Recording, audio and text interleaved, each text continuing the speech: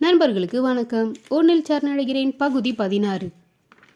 தேநீர் பருகி முடித்தவள் காலி கோப்பையை எடுத்துக்கொண்டு கிளம்ப கட்டிலில் சாய்ந்து படுத்திருந்தவன், அதெல்லாம் அங்கே இருக்கட்டும், நீ வந்து படு என்று கூற திடுக்கிட்டாள். அதிர்ச்சி என்பது ஏதாவது ஒரு நாள் வரலாம், நிமிஷத்திற்கு ஒரு முறை இப்படியா ஏற்படும், எவ்வளவுதான் தாங்கிறது என்று மனதிற்குள் புலம்ப அசையாமல் நின்று கொண்டிருந்தவளை பார்த்தவன், ரொம்ப சிந்திக்காதடி, அதுவும் எல்லாம் தப்பு தப்பாக தான் சிந்திக்கிற போல, எதுவும் பண்ணுற ஐடியா எனக்கு இல்லவா?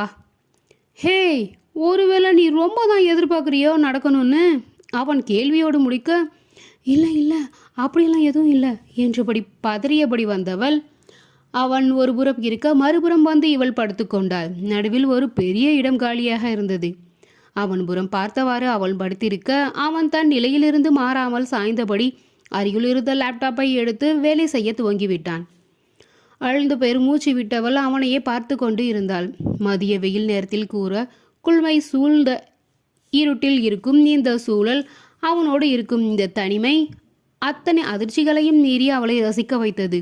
அவள் அப்படியே அவனை பார்த்தபடி இருக்க, கண்ணை மூடிட்டு அமைதியாக படு, தூக்கம் வரும் என்று லேப்டாப்பில் இருந்து பார்வை நகத்தாமலே அவன் கூற, அவனுடைய அக்கறையும் அரவணைப்பும் கிடைத்தும் முழுதாக அனுபவிக்க முடியாமல் அவன் போடும் தடை வலிக்கத்தான் செய்தது.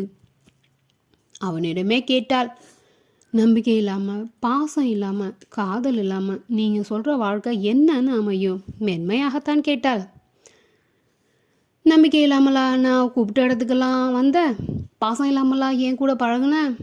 அவள் புறம் திரும்பியவன், காதல் இல்லாமலா ஹாலில் இருக்கிற சோஃபாவில் ஏன் நெஞ்சில் சாஞ்சிட்டு என்கிட்ட பேசிட்டு இருந்த? நாம் சேர்ந்து வாழ என்னென்ன தேவையோ அது எல்லாமே நம்ம மனசில் இருக்குது. தேவையில்லாத சடங்கு சம்பிரதாயம்னு நீ தான் வீண் பேச்சு பேசுகிற. உன் உடம்பை மட்டும் நேசிச்சிருந்தா ஏதாவது பிளாக்மெயில் பண்ணி ஒரு நாளைக்கு வந்துட்டு போன்னு கூப்பிட்டுருப்பேன். அவளுக்கு மீண்டும் அதிர்வு. அவன் தொடர்ந்தான், எனக்கு அப்படி ஒன்று மட்டும் இல்லை, எவளையும் கூப்பிடணும்னு அவசியம் இல்லை. எனக்கு தேவை நீயா என்னோட வரணும். உனக்கு என் மேலே விருப்பம்தான், பிறகு என்னவா ஒன்றா வாழலாம். உனக்கு தேவைன்னா குழந்தை கூட பெற்றுக்கலாம். அதை விட முக்கியம், உன்னை கைவிட்டுட்டு போகிற அளவு கையால் ஆகாதவன் நான் இல்லை. வேற என்ன வேணும் உனக்கு? அவன் என்ன கூறுவது என்று தெரியாமல் ஒன்றுமில்லை என்பது போல் தலையசைத்தவள் கண்களை மூடிக்கொண்டாள். சிறிது நேரத்தில் நித்திரை அவள் கண்களை தழுவ அவன் அனைத்து சஞ்சலங்களையும் ஒதுக்கி வைத்துவிட்டு உறக்கம் அவளை கொள்ளை கொண்டது. அவளுக்கு தூக்கம் களையும் போது குளிர் அலையும் தள்ளி ஒரு கதகதப்பில் இருப்பது போல் தோன்ற கண்களை திறந்து பார்த்தாள். அவளை அணைத்தபடி அவன் உறங்கி கொண்டு இருந்தான். அவள் பதறவில்லை, அதிரவில்லை. வேறு அருகில் இருந்த அவன் முகத்தை ஆழ்ந்து பார்த்தாள். மேலும் அவனை நெருங்கி அந்த அணைப்பில் புதைந்தாள். அவன் தூக்கம் கலையாமல் அவன் நெஞ்சில் முகம் புதைத்தவள் தன் நிலை பற்றி சிந்திக்க துவங்கினாள். இருவருக்குள்ளும் இருக்கும் நேசத்தை அவனுடைய பிடிவாதத்தால் கொச்சைப்படுத்த முடியாது. மேலும் அவன் தன்னை மிரட்டி அவன் புறம் இழுத்து தன் மனம் செத்து இந்த வாழ்வை தொடர விருப்பம் இல்லை. இதிலிருந்து தப்பிக்க வழி தேடினாள். என்ன செய்ய, எதை செய்ய? இதுவரை மீறி தன்னால் எதுவும் செய்ய முடியுமா? தன் துணிவு எதுவரை செயல்படும்? சிந்திக்க சிந்திக்க வேறு வழி இல்லையோ எனும்போது எங்கே தான் ஓடுறது என்று நினைத்தவளுக்கு, ஓடுறதா? தப்புச்சா? ஆமாம், பிரச்சனையை தீர்க்க வழி இல்லைன்னா அதை கொஞ்ச நாள் தள்ளி வைத்தாதான் என்ன? அவள் புத்தியில் பல்பறிய, ஆமாம் அப்படியே செய்திடுவோம், அனைத்தையும் கொஞ்ச நாள் ஒத்தி வைத்து விடுவோம் என்று தோன்ற ஒரு உற்சாகம் வந்து பற்றி கொண்டது. சரி, முயற்சி செய்து தான் பார்ப்போமே என்று நினைத்தவள் தன் திட்டத்தை எப்படி செயல்படுத்துவது, எப்படி யாருக்கும் சந்தேகம் இல்லாமல் சரி கட்டுவது என்று அதன்படி பல திட்டங்களை மனதிற்குள் பட்டியலிட துவங்கினாள். அவன் முகத்தை நிமிர்ந்து பார்த்தாள். எதுவரை தன் செயல் சாத்தியம் என்று தெரியாது. இனி இதுபோல் ஒரு வாய்ப்பு கிடைக்குமோ கிடைக்காதோ. இந்த நிமிடத்தை நம் வாழ்நாள் முழுவதும் நினைக்கும்படி நெஞ்சில் பதிய வைத்துக் கொள்ள வேண்டும் என்று தோன்ற அவனை பார்த்தவாறு இறுக்கி கொண்டாள். எத்தனை நேரம் இப்படியே இருந்தாலோ அவள் அறியாதது. தூக்கம் கலைந்து அவன் கண்களை லேசாக திறக்க அவன் அணைப்பில் இருந்தவளை பார்க்க அவளோ இவனை பார்த்தபடியே இருந்தாள். முழிச்சிட்டியா? ஆம் என்பது போல் அவள் தலையசைக்க அருகில் இருந்த ஸ்டூலில் தன் செல்லை எடுக்க அவன் முயற்சி செய்ய, மேலும் அவளை தன்னோடு இருக்குவது போல் இருந்தது. அவள் அதற்கு எந்த மறுப்பும் தெரிவிக்கவில்லை. செல்லில் மணியை பார்த்தவள், 5 தான் இருக்கா, ஹாஸ்டலில் கொண்டு போய் விடவா, இல்லை வெளியே எங்கேயாச்சும் போகலாமா என்று அவன் கேட்க, உங்க விருப்பம் என்றாள் சிறு புன்னகையோடு. இந்த பேச்சை துவங்கிய பிறகு அவளிடமிருந்து மறைந்த புன்னகை இன்று மீண்டும் எட்டி பார்க்க அவனுக்கு நிம்மதி. உங்க விருப்பம், எங்க வேணா போலாம் என்று கூறியது திருப்தி அளிக்க எழுந்து இருவரும் முகம் கழுவி விட்டு தயாரானார்கள்.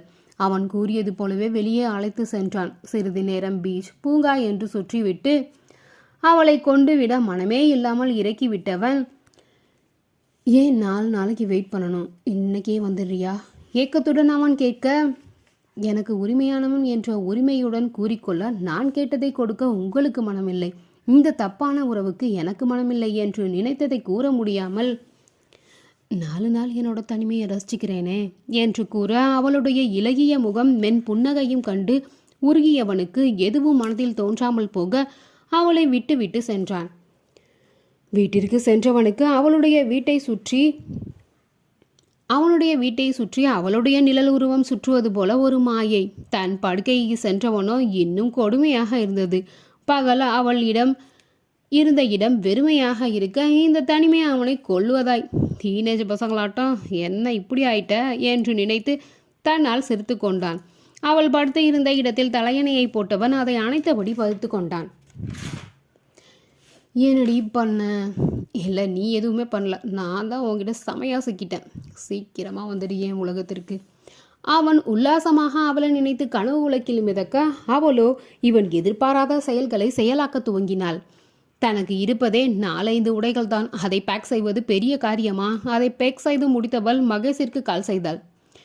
என்னம்மா இந்த நேரத்தில் கால் பண்ணுற? மதியம் வேற தலைவலின்னு சொல்லிட்டு போனியா? ஏதாவது பிரச்சனையா? வரட்டுமா? அவன் அக்கறையா விசாரிக்க அவனுடைய விசாரிப்பு அவளுக்கு ஆறுதலாக இருந்தது. ஒன்றும் பிரச்சனை இல்லைண்ணா, நல்லா இருக்கேன். ஒரு செய்தியாக தான் கால் பண்ணேன். என்னம்மா? அண்ணா ஆஸ்பத்திரியில் டூர் ஏற்பாடு செய்திருக்காங்க, அதுதான் 1 வாரம் கழித்து வருவேன், அதை சொல்ல தான் கூப்பிட்டேன் என்று கூற, அப்படியா, சரி சந்தோஷம், நீ போயிட்டு வாம்மா என்று விடை கொடுத்தான். அடுத்து அன்னைக்கு அழைத்தவள் அதையே மாற்றி கூறினாள். என்னடாம்மா எப்படி இருக்க? நான் நல்லா இருக்கேன் என்றவள், வேலை செய்கிற இடத்துல டூர் செல்ல ஏற்பாடு செய்திருக்காங்க, 5 நாள் பயணம், செல்லவா என்று கேட்க, எப்படா அவர் கேட்க, இன்று இரவு தான் கிளம்புறேன், நீங்கள் சொல்ல மறந்துட்டேன், வார்டன்கிட்ட நான் சொல்லிடுறேன், நீங்களும் சொல்லிடுறீங்களா என்று வினவ, சரி சரி நானும் சொல்லிடுறேன், பத்திரமா இரு, பாதுகாப்பாகவே இருக்கல, என்ன உலகத்தை தெரிஞ்சுக்கோன்னு சொல்லிட்டு நீங்கள் பயப்படுறீங்க, வேணாம் மேனேஜர் அண்ணாவை பேச சொல்லட்டுமா என்று கேட்டவள், சரி பேச சொல்லுன்னு சொன்னால் என்னடி பண்ணுவ, எருமை மாட்ட போற என்று விதிர்விதிர்க்க பதிலுக்காய் காத்திருந்தாள். என் செல்லக்குட்டி நல்லா பேச கற்றுக்கிடுச்சேன், சந்தோஷம், நல்லபடியாக போயிட்டு வா, எதுவாக இருந்தாலும் எனக்கு கால் செய்திடணும் என்று கூற, அம்மாடி நல்ல வேலை, வேற எதுவும் கேட்கல என்று நினைத்தவள் நிம்மதியுற தன் அறையை சுற்றும் முற்றும் ஒரு முறை பார்த்து எல்லாம் எடுத்தாச்சு என்று திருப்தியுற ஒரு ஸ்கூல் பேக்கும் கையில் ஒரு லெதர் பேக்குடன் கிளம்பியவள் வார்டனை தேடி விவரம் சொல்ல, இப்போதாம்மா மதரும் ஃபோன் செய்து சொன்னாங்க, பத்திரமா போயிட்டு வா என்று அனுப்பி வைத்தார். சென்றவளுக்கு மகிழ்ச்சியே, வாவ் நம்ம ரொம்ப முன்னேறிட்டோம், யாருக்குமே ஒரு துளி சந்தேகம் கூட வரலையே, குட் நீரா, நீ என்ன குட் என்று தன் தோளையை தட்டி கொடுத்தவள் மெச்சிக்கொண்டாள். அங்கிருந்து புறப்பட்டவள் நேராக பஸ் ஸ்டாப்பிற்கு சென்று விட்டாள். எவ்வளோ பஸ்ஸு நிற்குதுன்னா இது எவ்வளோ பெரிய இடம் என வியந்தவள், எங்கே போகிறது, எந்த ஊருக்கு போகிறது என்று ஒவ்வொரு பஸ்ஸையும் ஆராய்ந்தபடி இருக்க, ஒரு சில தகர டப்பாக்களும் பஸ் என்ற பெயரில் போகத்தான் செய்தது. போகிறது தான் போகிறோம், நல்லா புது பஸ்லேயே போவோம் என்று நினைத்தவள் அங்குள்ள ஒரு பல பஸ்ஸை விசாரித்தாள். அதற்கு முன் நின்ற கண்டக்டரிடம் சென்று, ஊருக்கு எப்போ நான் போய் சேரும், ஒரு 4 மணி நேரத்தில் போயிடலாமா, ஏறுங்க என்று புன்னகை முகமாக அவர் கூற, சரி என்று தலையாட்டி விட்டு நகர்ந்தவள், 4 மணி நேரத்துலனா நடுஜாமத்தில் போய் இறங்கி எங்கே நிற்கிறது என்று யோசித்தவள் சரி வராது என்று அடுத்தடுத்து இருந்த பஸ்ஸுகளை விசாரித்தாள். விடுகால 6 மணிக்கெல்லாம் போயிடலாமா என்று ஒருவர் கூற, சந்தோஷத்துடன் தலையாட்டி விட்டு அதில் ஏறி அமர்ந்தாள். ஏற்கனவே பாதி பஸ் நிறைந்திருக்க இவள் காலியாக இருந்த ஒரு இருக்கையில் சென்று அமர்ந்து விட்டாள். தன் செல்லை எடுத்தவள் அதை பார்த்து கொண்டு இருந்த நேரம் பஸ்ஸை எடுக்கும் நேரமும் வந்துவிட இவள் நல்ல நேரம். ஒரு 30களில் உள்ள பெண் ஒருவர் இவள் அருகில் வந்து அமர்ந்து இருந்தார்.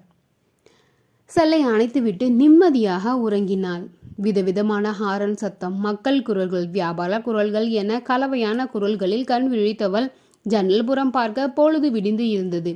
பேருந்து நிற்க பயணிகள் ஒவ்வொருவராக இறங்கி கொண்டிருந்தனர். கண்களை கசக்கிவிட்டு எழுந்தவள் எழுந்து கீழே இறங்க புதிய வானம் புது ஊரை பார்க்கவும், புதிய வானம் புதிய பூமின்னு பாட்டு பாடுறதுக்கு நாம என்ன எம்ஜிஆரா இல்லை எம்ஜிஆர் மாதிரி தாங்க இடம் வசதி வாய்ப்பு ஏதாவது நமக்கு காத்துட்டு இருக்கா? இல்லை, எதுவும் இல்லை. இனிமே நாம தான் நமக்கானதை தேடி கண்டுபிடிக்கணும் என்று நினைத்தவள் அங்கு இருந்த கட்டண கழிப்பறைக்கு சென்று முகம் கழுவி பல் துலக்கி தன் வேலைகளை முடித்துவிட்டு வெளிவர வெளியில் இன்னும் ஜன நடமாட்டம் கூடியிருந்தது. அருகே இருந்த டீ கடைக்கு சென்றவள், அண்ணா ஒரு டீ என்று கூற இவளை நிமிர்ந்து பார்த்தவ, உள்ள உட்காருமா, பெஞ்ச் இருக்கு என்று கூற இவளுக்குமே நிம்மதியாக இருந்தது. சூடான எண்ணெயில் வடை தயாராகி கொண்டு இருந்தது. வடை சூடா இருக்குமா, வேணுமா என்று அவரும் கேட்க, வயிறும் நான் காலியாக தான் இருக்கேன் என்று கூக்குரலிட, இரண்டு கொடுங்கண்ணா என்று கூறிவிட்டு தன் பேக்குகளுடன் உள்ளே சென்று அமர்ந்து விட்டார். சூடான டீயோடு மொறு வடையும் வெந்துவிட அதை சாப்பிடும் முன் ஒலித்தது. அன்னை என்னை பார்த்த பிறகு இதழ்கள் தானாக விரிய சிறு பயமும் எட்டி பார்த்தது. அதை ஆன் செய்து காதில் வைத்தாள். எங்கடா இருக்க என்ற அக்கறையுடன் வந்த குரலில் சற்று நேரம் பேச்சின்றி தவித்தவள் பின் சரி எதுவாக இருந்தாலும் சமாளிக்கலாம் என்று உறுதி தோன்ற, இப்போதான் மதர் ஊர் வந்து இறங்கினேன், இன்னும் கொஞ்ச நேரத்தில் தான் ரூமுக்கு போகணும், போயிட்டு கொஞ்சம் ரெஸ்ட் எடுத்துட்டு அப்புறம் கால் பண்ணட்டுமா என்று அடித்து விட, அதெல்லாம் வேணாடா, நீ பத்திரமா இருக்கில்ல, அது போதும், சுற்றி பாரு, என்ஜாய் பண்ணு, ஃப்ரீயாக இருக்கும்போது முடிஞ்சா கால் பண்ணு, வைக்கட்டா என்று கேட்க, சரி என்னும் போதே தொண்டை குழி அடைத்தது. அவர் வைத்துவிட இவளுக்குத்தான் பல என்ன ஓட்டம். எந்த துணிச்சல்ல இப்படி வந்து இறங்கியிருக்கோம், மோசமான காலகட்டத்தில் இப்படி தனியாக வந்து இருக்கோம், அடுத்து என்ன பண்ணுறது என்று நினைக்கும் போதே எதிரில் இருந்த டீ ஆடை படர, சரி வயிறு நிரம்புனா தெம்ப சிந்திக்கலாம் என்று தோன்ற வடையை சாப்பிட துவங்கினாள். நல்ல சுவையில் இருந்தது. தேநீரும் அருமையாக இருக்க புது உற்சாகம் பிறப்பது போல் இருந்தது. அடுத்து என்ன செய்யறது, எப்படி இருட்டுறதுக்குள்ள தங்க ஒரு இடத்தை தேடி பிடிக்கணும். கையில் இருக்கும் பணம் லாஜில் ரூம் போற தாராளமானது. அவள் சிரித்தபடி சுற்றும் முற்றும் பார்க்க தனியே அமர்ந்திருந்தவளை ஒரு சில ஆண்களின் பார்வை குத்தி கிழிப்பது போல் இருந்தது. அந்த குறுகுறு பார்வையில் உடல் கூசியது. ஆதவின் முகம் நினைவில் வந்தது. தன்னிடம் ஒன்றாய் வாழவா என்று மிரட்டவே செய்தாலும் அவர் பார்வை ஒரு நாள் கூட கூச செய்ததில்லை. அவரை பார்த்து கொண்டே இருக்கத்தான் மனம் நாடும். என்ன தைரியத்தில் இப்படி வந்திருக்கேன். முடிவெடுத்து கிளம்பும் போது இருந்த தைரியம் இப்பொழுது கொஞ்சம் கொஞ்சமாக குறைவது மாயை. ஒரு வாரம் பார்க்கலாம், எதுவும் செட் ஆகலன்னா திரும்பி போயிடலாம் என்று தோன்ற, யாரும் இல்லாமல் இருப்பது கூட ஒரு வசதி தான். நம்ம இஷ்டத்துக்கு எங்கும் சென்று விடலாம். இப்படி யாரும் நம்மளை கேள்வியும் கேட்கல. பலவித சிந்தனைகளில் அமர்ந்திருந்தவளுக்கு ஒரு பேருந்தின் ஹாரன் நினைவுகளை கலைத்தது. நிமிர்ந்து பார்த்தவள் மற்ற பேருந்துகள் போல அது காதை கிழிக்கும் ஒலி எழுப்பாமல் இசை போல் ஒலி எழுப்பியது. அதை பார்க்கவுமே இவளுக்குள் ஏதோ ஒரு ஆர்வம் தோன்ற மற்ற பேருந்துகளிடமிருந்து அது வித்தியாசமாகவே தெரிந்தது. சிறியதாக எழுந்து சென்று தேநீருக்கான பில் தொகையை கொடுத்தவள், அது எந்த ஒரு பஸ்ஸுன என்று வினவ, அவள் காட்டிய திசையில் பார்த்தவர், அது மினி பஸ்ஸுமா, சுத்துப்பட்டு கிராமத்துக்கு போகிறது, நீ எங்கே போகணும், அங்கே தான் போகணும் என்று கூறிவிட்டு அந்த பேருந்தை நோக்கி ஓடினாள். போகும் அவளை குழப்பத்தோடு பார்த்தார் டீ கடைக்காரர். அந்த பேருந்தில் இவள் ஏற முகப்பு கண்ணாடியில் இருந்த இருக்கை காலியாக இருக்க அதில் ஏறி அமர்ந்து விட்டாள். ஒரு 10 நிமிடம் சென்று இருக்க கூட்டம் அலை மோதியது. அனைவரும் உள்ளே திணித்து வைத்தார் போல் அவ்வளவு கூட்டம். மூச்சு விடக்கூட இடம் இல்லை அங்கு. எம்மாடி, இப்படி அடிச்சு புடிச்சு நிற்கிறாங்க, அடுத்த பஸ்ஸில் வந்தா தான் என்ன என்று நினைவு வர, அவளுக்கு என்ன தெரியும், இதை விட்டால் அடுத்த பஸ்ஸு மாலை தான் வரும், அதுவும் இதுவே தான் திரும்பி வரும் என்பது.